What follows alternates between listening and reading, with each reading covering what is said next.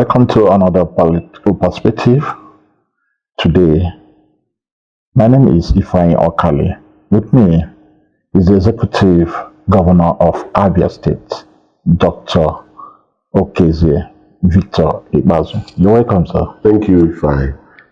All right, let's move direct to the business of the day. Sir, how was the business of the governance been since after the election? And has the zeal to serve remains the same after the election in which the PDP has lost? Well, thank you very much. I want to start by saying that I had a contract with Abia people to serve them for initial 4 years, which was renewed for another 4 years. This contract will terminate effectively on the 29th of May. And sincerely speaking, I owe it to Abia to continue to serve them. If you recall, immediately after I was swearing in on the 29th of May 2015, I resumed on Abba roads. And I recall with nostalgia that those roads were Ukebu Road and Omuala Road. They were the first point of call for me because they represent the entry and exit points from that flag from Abba. So I'll be working. I'm still active. Asphalt work is still ongoing on Fox Road as I speak. The new government house has over 75 workers presently as I speak. The multi-specialist hospital in Abba has over 50 workers as I speak.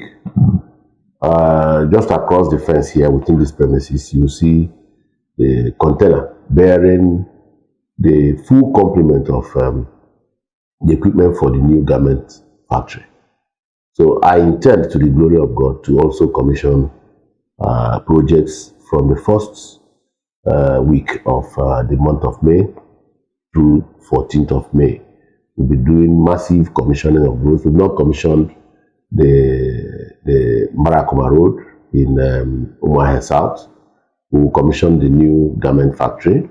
We will also commission the new government house and commission the multi-specialist hospital. We will also commission the ultra-modern hospital at diagnostic lab anyway at Isukwato. And then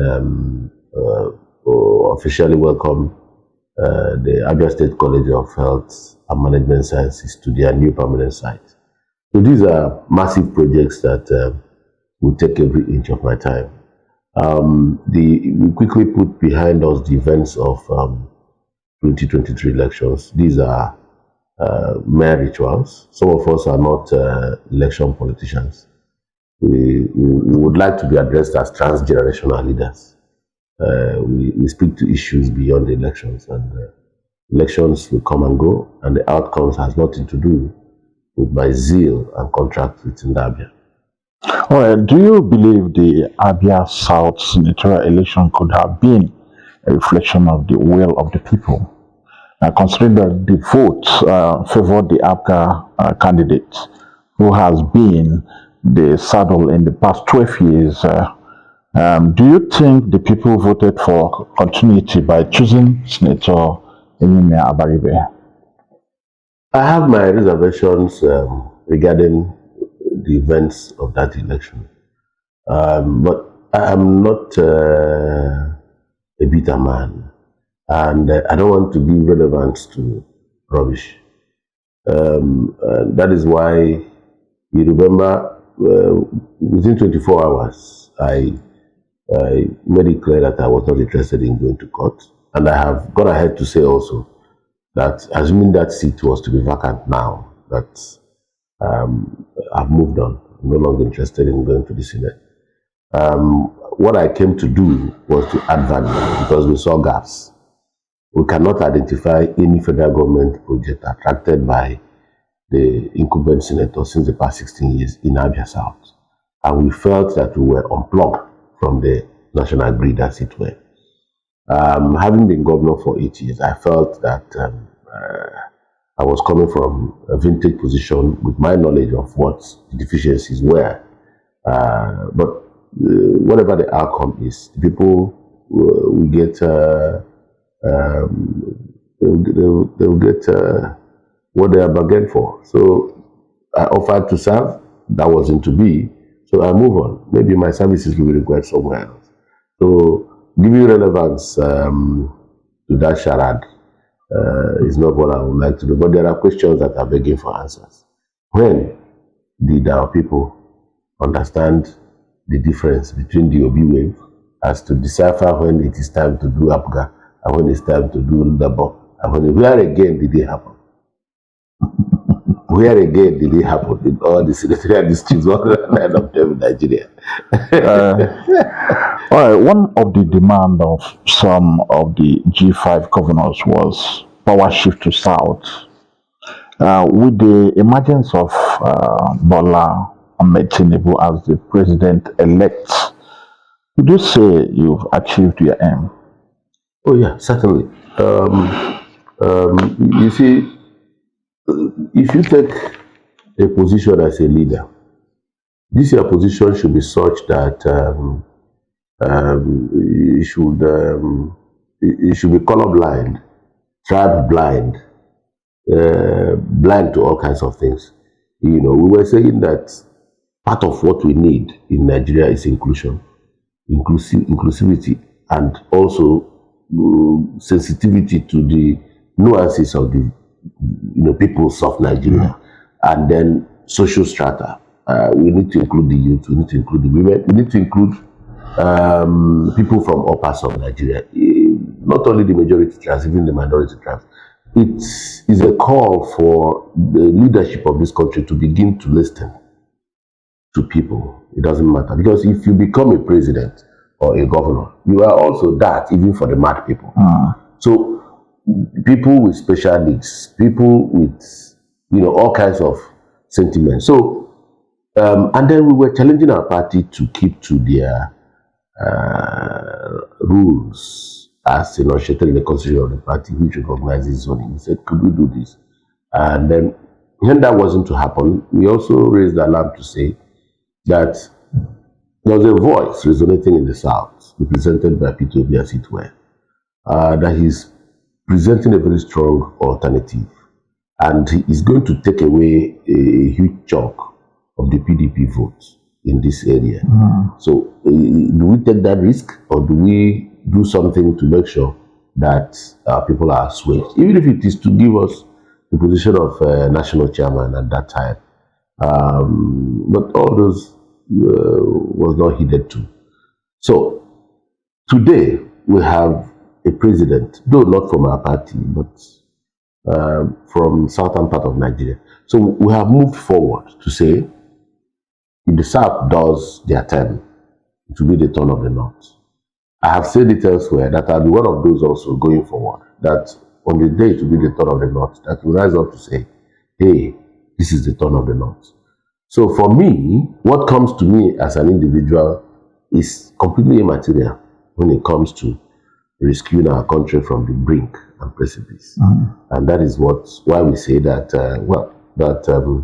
we would have loved our party to win, but Nigerians perhaps have spoken to say that there are two clear divides, the North and the South.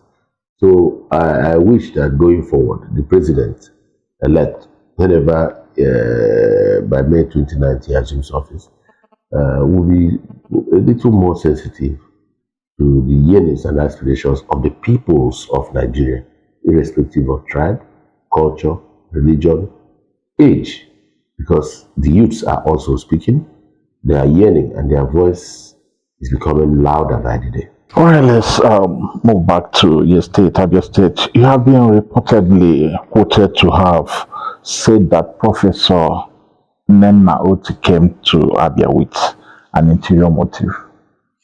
Okay, why are you confident in taking this position? Is it also true that officials of the government attempted to bribe her? No, I have made it clear, and I've challenged her to name which person attempted to bribe her. My first comments in that regard was that, in the first place, I was only reacting because I had moved on. I didn't want to talk about the events of 2023 election Election. until the professor started dancing publicly, celebrating, bringing traditional dances, even in the university environment. And we said this was quite curious. And then she also said herself that some people wanted to compromise her and that she was a hero or whatever, whatever. And then I said that she was celebrating what she was incapable of doing. Anybody going to talk to a returning officer whose mere responsibility was to collect results that had already been declared at the units, ward, and the various local governments, and then your duty is just to announce that result. How will you are compromising the person change the figures that are there? So unless those people don't understand the Electoral Act and the process of elections, even as I also know that INEC in the last election compromised these elections by changing the processes. Because if INEC fails to supply logistics for election to start when it starts in other places, they have compromised that election in that area. Perhaps that area may be a stronghold. That is one. Two, if INEC refuses to declare results at the unit and refuses to declare it at the various wards and decides to declare it at Umuahia, they have also created an opportunity for them to rig, because the agents at the units will not be there to testify if that was what happened. So these are the things that played out in the elections in Abia. The results were gathered in one place where INEC took charge and started dealing with the results the way they deemed fit. So, but that is a matter for another day. So for me, Professor Oti did not have business. So, dovetailing from her repeated celebration and her vocalizations, it became clear to everybody that she had a mindset. Because an umpire should be dispassionate. Have you seen a football referee celebrating a goal? Have you seen it anywhere? Whosoever scores, I mean, his duty is to say a goal has been scored. When you see the referee celebrating to the point that he will remove his dress and start jumping into the crowd, then you know that that referee is the 12th player. We need to take a short break, and when we come back, we'll still talk with the Executive Governor of Abia State, Dr. Okezie Ikpeazu. Stay tuned.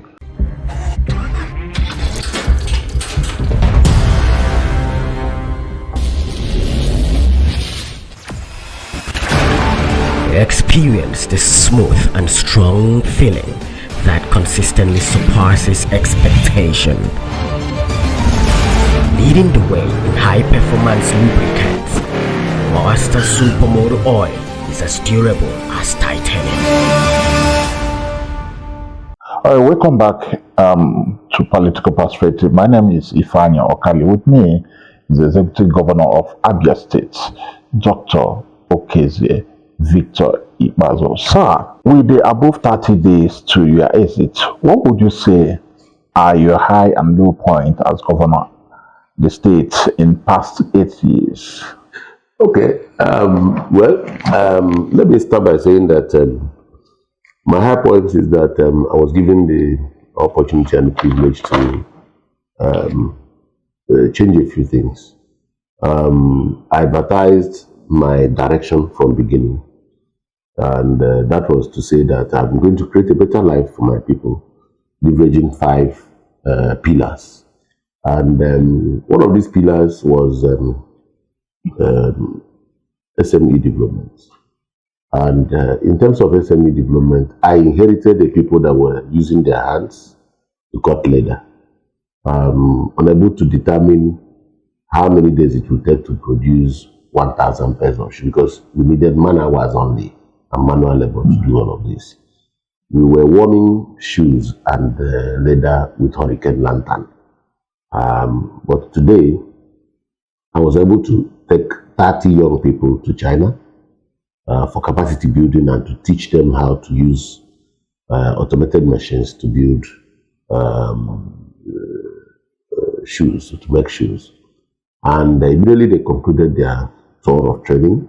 I brought them back and also imported those machines, and that gave back to the Enyimba Automated Shoe Company, which the Senate President commissioned himself. And we're also following up with a new garment factory, which is a 560-piece machine equipment, meaning that at first instance we'll be employing 560 people. If we run 2 streams, we'll be employing almost 1,200 people. So that means that this administration will hand over 2 industries to the incoming administration for job creation and capacity building for our people in the area that we are better than others, shoe and garment. We would have loved to do more, but at least the fact that we did 2 means that we have started somewhere. We are also happy to say that we established a small and medium scale microfinance bank, SME microfinance bank. This SME microfinance bank is to serve the financial needs of petty traders as well as artisans, shoemakers, and tailors. And they also give them advisory services in terms of how to do their bookkeeping and how to cluster them in cooperative societies to enable them access CBN financial facilities and so on and so forth. So we have also taken them to all parts of Africa for marketing. We've mounted trade fair in Abuja, trade fair in New York, and we've taken them to Egypt, we've taken them to Turkey. So we've been around the world with these people. And the idea of traveling with these ordinary people to expose them to the fact that they can do better than the Gucci's of this world, than the Christian Diors of this world, and so on and so forth. And I thank God today that our people are producing and stamping their wares proudly made in Abia, be it shoes or be it beautiful dresses like the one I'm wearing. So we have won many awards in terms of SME development, to the point that we were recognized by Mr. President as the SME capital of Nigeria. So for me, we have checked the box of SME development. So if you come to education, this government has built over 700 brand new classroom blocks. We have 4 model schools, one at Obingwa, the other one at Osisioma, the other one at Umuahia, and the other one at Ofia.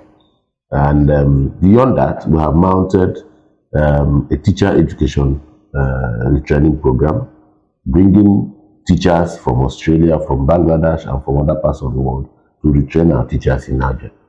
Perhaps today, Abia is one of the few schools in Nigeria that has migrated to digital learning, in especially these our modern schools. The outcome of all of this is that Abia State became #1 in West African schools educated exam for 4 years back to back. And we moved Abia State University from number 97 to 26 and the second best state school in Nigeria. And the products of our university are world beaters across Nigeria. You may have heard that the last time 3 people graduated with first class in law, 2 out of the 3 were students of Abia State University. So what it means is that the program, right from retraining the teachers, changing the learning environment, has dovetailed to beautiful products that entered university year 1 and then graduated under my watch to make first class, which they replicated or repeated when they went to law school. So by all standards, we have improved on the standard of education in Abia State, and the learning environment has also drastically improved. And the morale of the teachers have also drastically improved. I remember a time when we used to give, on Teachers' Day, vehicles for best teachers in the 3 senatorial districts. We have done that repeatedly. And that was to serve as a incentive for teachers that are exceptional in the 3 senatorial districts to even do better. When you come to health, we were able to reduce maternal and infant mortality by 71%. We were also able to increase attendance to our primary health care centers by 35%. We also run a geriatric outreach for old people 70 years and above, where we go to their various communities to meet them and administer health care for them. So all of this is robustly supported by the Abia State Telehealth Initiative. We have 15 doctors as I speak in Government House today that are in touch online real time with this over 700 primary healthcare centers that are functional in Abia State today, and are also in touch with the patients in the various primary healthcare centers. So our primary healthcare centers have moved up in terms of service. They are not just points for vaccination and all of that, but they have become real centers where they can interface not only with the attendants in the primary healthcare center, but even with doctors through WhatsApp and other internet facilities. And I'm also proud to say that for the past 8 years, we've not had one case of polio in Abia State under my watch. We handled even the COVID so well that the World Health Organization reported that one of the centers from where they mine the data they are using to calibrate Nigeria's success or otherwise in terms of response to COVID was Abia State. So we are where we have gained international recognition in terms of the things we do here in Abia. I'm proud to say that before I leave office, I'll be bequeathing an ultra-modern diagnostic lab at Isukwato. I will be bequeathing a multi-specialist hospital in the old Abia Hospital premises. That hospital will serve all the health needs of our people and reverse medical tourism in Abia State and in this sub-region. So I'm proud also to say that beyond these two, Abia State, under my watch, has become the safest state in the southeast of Nigeria. And I'm proud to say that we have, through our interventions in trade and commerce, through our interventions in SME development, we've been able to manage and reduce poverty.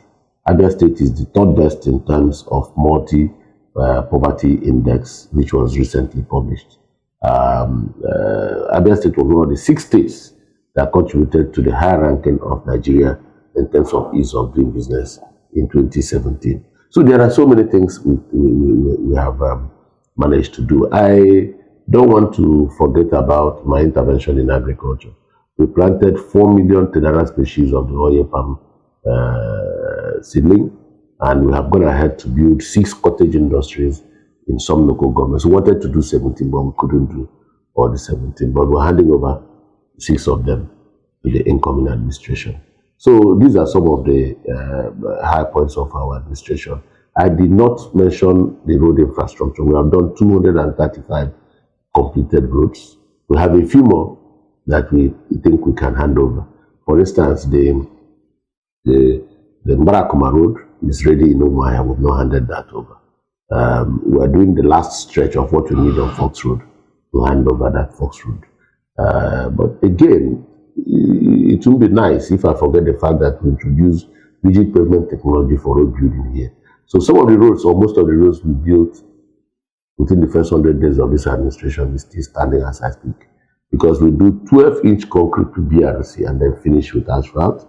So there are a lot of things which we have done that have not been done before, and that is what I think, what I call disruption. If you're not a disruptive thinker, then you won't be able to change the paradigm and how people think.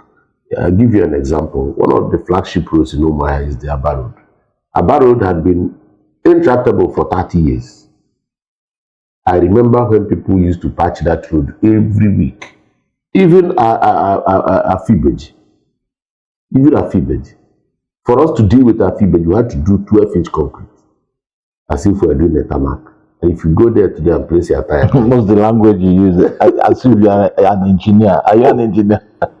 Or you've turned to an engineer? of course, by association. Because if you don't understand this thing, when they cheat you, we don't know. We don't know. If you go to Abaro today, opposite ceramics, people, they said that there was juju around that small stream that used to pass there. But that road has been there for 4 years now, not one pothole. I had to bring Arab contractors to deal with it. At some point here, I had 3 grade A contractors, I had contractors, I had Arab contractors, I had bulletin. No other state within our economic bracket could dare that. So to do 235 roads and complete them, 4 bridges, including the first flyover ever, to be done here. 2 industries, it's a whole lot. In fact, I keep discovering the things we have done every day. But my intervention in health, my intervention in infrastructure, the beauty of it is that the roads we built, especially in Abia here, are all targeted towards our economic nodes. I'm building roads to one market, or I'm building roads to where they are doing shoes. I did not focus on roads leading to the houses of politicians. In fact, it got to a point where people were lambasting me because I'm not done the road to my village there. But to the glory of God, I have finally done the road to my village. But I placed it where it belongs, the last in terms of priority. Well, His Excellency, is there anything you would have done better if given the opportunity? Yes, I think that part of what I didn't do properly was to because I believe that I could pass by being a silent achiever.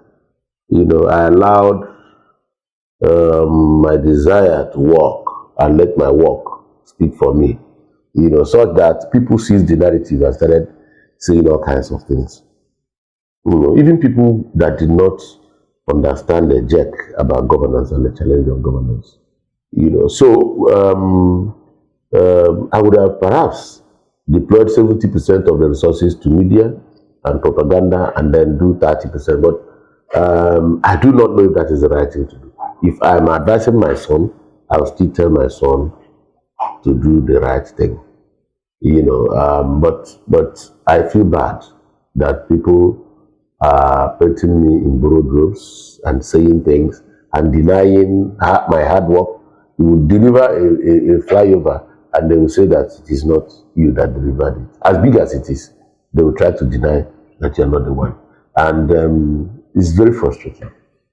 All right, so what legacy project of your administration would you want the incoming governor to continue with? Okay, in 2015, when I became governor, I did not see a master plan for Abia and Umuahia and Ohofia. I did not also see a long-term development plan. I didn't also see an industrial policy. But these 3 key documents are available for my successor. So if he reads and studies the Abia long-term development plan, I'm sure he will be able to catch our vision, where we are going. He is free to make amendments, accelerate, decelerate, change, or whatever. But at least there is a base document. Again, there's an industrial policy which was crafted by UNIDO. I don't think that one needs any addition because UNIDO are experts in industrialization for subnationals. And then the Abia and Umuahia master plan and the Ohafia master plan is being handled by UN Habitat. Once again, I think that he needs to leverage these documents to grow Abia. So for me, he has all he needs, the tool he needs to do well. Finally, I'm going to bequeath $50 million, which we have attracted already, for him to do 500 kilometers of rural roads.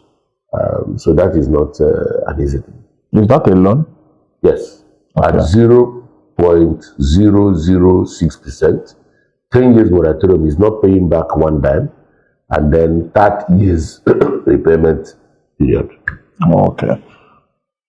All right, so is the local government election still going ahead this month as planned? If yes, coming at the tail end of your administration, is that timing right? Yeah, my comments about that is that we have a contract with Abia people. There is no bad time to do what is right. And there's no difference as far as I'm concerned between the tail end of an administration and the beginning of an administration. There can only be one governor at a time. I promised Abia long before the elections that I was going to conduct 3 local government elections. I've done 2. and it is still within my remit to decide, in collaboration with major stakeholders of this administration, to do so. I think that part of the reason why we have to think about this seriously is when you do local government election, you deepen democracy. You allow the youth to participate. You include them in what is happening. You begin to groom them as leaders. Because if they run election at the local government level, they take the destiny of the various communities in their hands. They are also part of my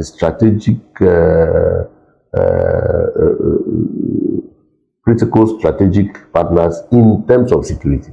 Because every local government chairman becomes the security officer. So whether I will do it or not, and when I will do it, is still my decision to make, and I will take that decision. Okay, lastly, but not the last one, how about the salary obligation of civil servants? Is the administration up to date with payment of salaries? Yes, I like that question because it will give me the opportunity to correct impressions that the wrong impression that is in the air. And 29,000 of these 31,000 workers are up to date in terms of salary payments. So we have problem with about 2,000 workers. These 2,000 workers are drawn from parastatals and revenue yielding agencies of government.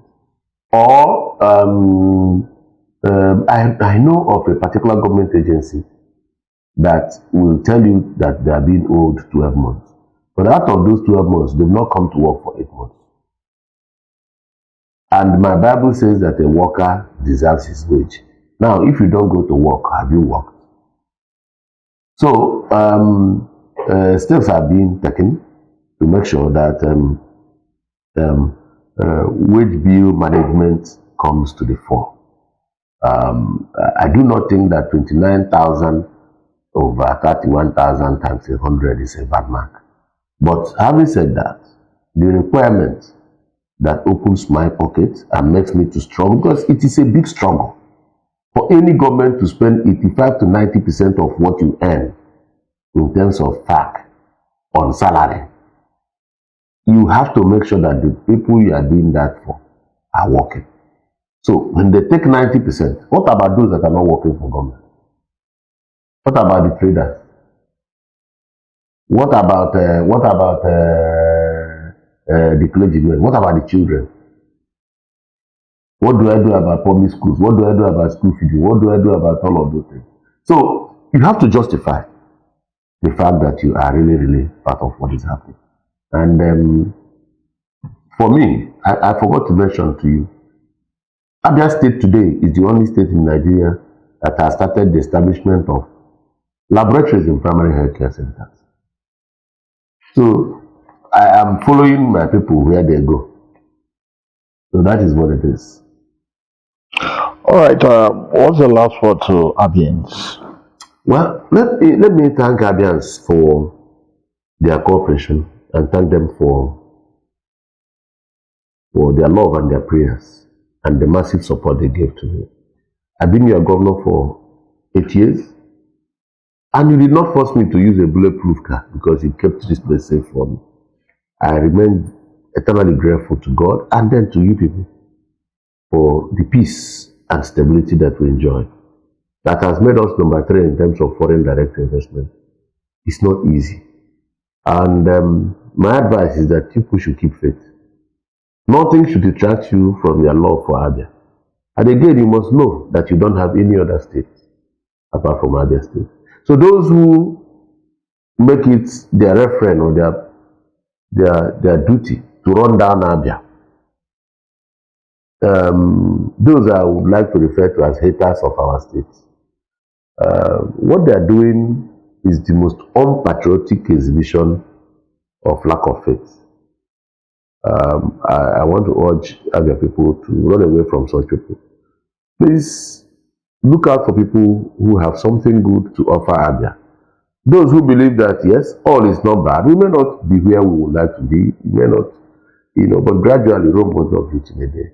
Let us recognize the hard work of our heroes past, even as we build on them for a better day tomorrow. I urge them to also cooperate with the administration as it comes, and then also be wary and careful. Look at the body language, not necessarily what somebody says, but what he does. All right, thank you for watching Political Perspective today. My name is Ifani Okale. Don't forget to follow us on our social media handles, ABN TV on Facebook, ABN TV on Instagram, ABN TV on YouTube. Bye for now.